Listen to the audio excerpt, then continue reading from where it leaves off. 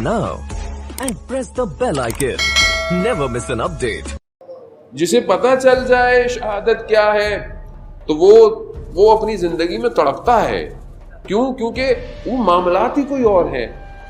شہدائے کربلا رات کو یعنی شب عاشورہ جو ان کی کیفیت تھی وہ کیا تھی؟ کیفیت وہ یہی کیفیت تھی نا کہ مطلب میں کل جلدی چلا جاؤں. ہر ماں کہتی تھی بچے کو کہ تم دیر نہیں کرنا بیٹا. اصحاب کہتے تھے ہم پہلے چلے جائیں. یعنی کیا وجہ تھی؟ کون سی چیز تھی جو ہمیں نظر نہیں آ رہی ہے؟ یعنی کون سی ایسی چیز ہے کہ جو ہمارے وجود میں پیوست ہو عزیزان محترم، تاکہ ہم اپنے وجود کو قربان کریں. ساری زندگی ہمارے ماں باپ نے محنتیں کی، ہمیں نادیلی پڑھ کر بڑا کروایا، ہمارے گھروں میں بچپن سے ماتم عزاداری اس سب کو کروا کر جو ہے وہ کیوں ہے؟ تاکہ تم شہید پرور بنو، تم اپنے امام کے راستے پر چلو. اور موت اختتام تھوڑی ہے، یہ دنیا اختتام تھوڑی ہے، تو منتقل ہو رہے ہیں ہم. شخص بڑا مریض تھا، بہت مریض تھا. امام نقی علیہ الصلوۃ والسلام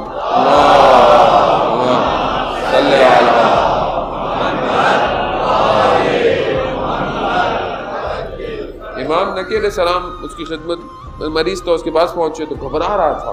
امام نے بولا کیسی گھبراہٹ ہے؟ بولا موت، خوف. امام نے اس کا ہاتھ پکڑا. اللہ اکبر، کتنا خوش نصیب تھا امام نے اس کا ہاتھ پکڑا. امام نے اس کا ہاتھ پکڑ کر دبایا، کہا موت تو کچھ بھی نہیں ہے. جیسے انسان جو ہے وہ نجس ہو جائے تو غسل کرتا ہے، پاک ہو جاتا ہے، موت تو پاک کرتی ہے، تو گھبرا کیوں رہے ہو؟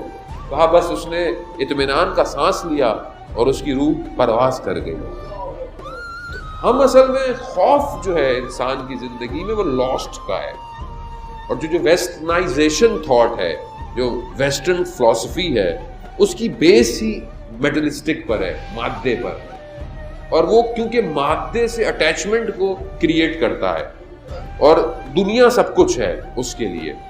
اور اسی کو انہوں نے ڈائریکٹلی اور انڈائریکٹلی جو ہے وہ پینیٹریٹ کیا ہے دنیا کے اندر. اب ہمیں بھی، ہماری زندگی بھی ویسی ہے، ہمیں بھی خوف ہے. کس کا؟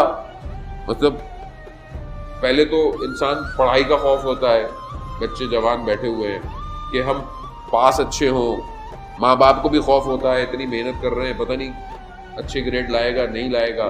پھر لائے گا تو پھر کالج اچھا ہو، پھر یونیورسٹی اچھی ہو، پھر جاب اچھی ہو، پھر شادی ہو، پھر گھر ہو، پھر گاڑی ہو، یہ سب کچھ یعنی خوف ہے. پھر جاب کرتا ہے تو یہ لاس، خوف، جاب تو ختم نہیں ہو جائے گی، پیسے تو کھو نہیں جائیں گے.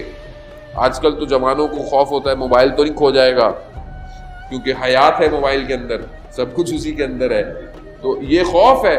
اب کیونکہ ہماری اٹیچمنٹ ہے، اب جتنی ہماری اٹیچمنٹ بڑھتی جاتی ہے، چاہے چیز چھوٹی ہی سی کیوں نہیں ہو، وہ اٹیچ ہوتی ہے، کیونکہ مادہ ہے، زندگی ہے. اچھا اب آگے کی پلاننگ ہو، باہر پڑھنے جائیں، باہر جاب کریں، اس طرح کی چیزیں. اب اسی کے لیے انسان جو ہے نا اس مادے میں اتنا چلا جاتا ہے کہ اس کو یہ پتہ نہیں چلتا کہ وہ سیر کہاں کر رہا ہے. اور چلتے چلتے پھر ایک ایسے مقام پر آ کر کھڑا ہوتا ہے کہ جیسے بہت سارے لوگ ویسٹ چلے گئے، امیگرینٹ ہو گئے. اب آج کل ان کے یہاں یہ خوف ہے کہ اب بچے بڑے ہو رہے ہیں ان کے، تو اب کیا ہوگا؟ تو ظاہر ہے جب ہجرت کی تھی تو اس وقت تو سوچا نہیں تھا کہ بھئی لگژری لائف ہو، سب کچھ ہو. اب اولاد ہاتھ سے جا رہی ہے، اب مشکلات ہو رہی ہیں، تو اب یہ ساری چیزیں نہیں محسوس ہوتی جب چیزیں لاسٹ ہو جاتی ہیں. کیونکہ ہجرت بری بات نہیں ہے، ہجرت اچھی بات ہے. ہجرت انسان کرے، نیک کام کے لیے کرے، چاہے رزق کے لیے کیوں نہ کرے، وسعت کے لیے. لیکن دین بہت مہم ہے، کیونکہ اگر کسی بھی معاملے کی وجہ سے دین لاسٹ ہو گیا تو یہ دنیا کسی کام نہیں آئے گی.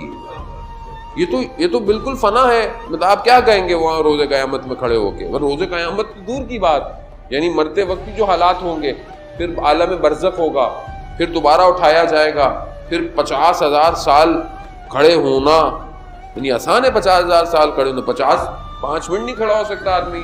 50,000 کھڑے ہوں گے، سوالات ہوں گے، جوابات ہوں گے. دیکھیں قرآن 30% آخرت کی مارکیٹنگ کر رہا ہے. 30%، 30% جو ہے وہ قرآن آخرت کی باتیں، قیامت کی، جنت کی، اس عالم کی.